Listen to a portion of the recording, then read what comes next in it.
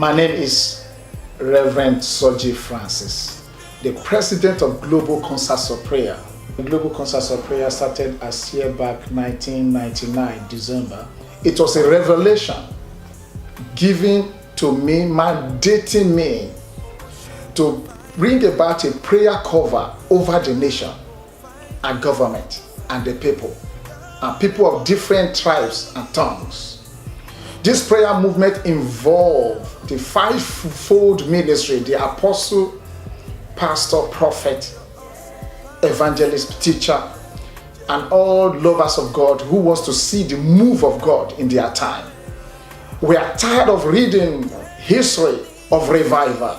We want to make a revival. We want to be an agent or a catalyst of revival in our time. Therefore, the call to pray is very, very important in this hour, because God is calling his people to pray. The problem we have in the body of Christ today is lack of prayers. When we begin to understand the power we can exercise and the influence we can have over the spirit entities to change the government and nations, to change people and the destiny of the people through the power of prayers, we will talk less. We will make a very deep impression on the forces of darkness. The demon spirit assigned to you, wherever he's coming from, we have to go back and tell Satan, don't send me to these people anymore. You know why? Because whatever he brought against us, we have the power to reverse it in the name of the Lord Jesus Christ. But if we are not praying, we only permit the devil to play around. The Bible says we are the ambassadors of Christ.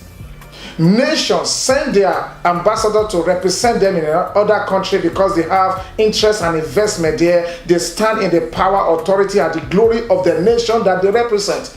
But we are not representing the kingdom of this world. We are representing the kingdom of the Most High God.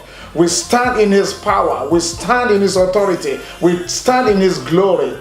We are his feet. We are his hands. We are his mouth. When we speak, it is Christ speaking.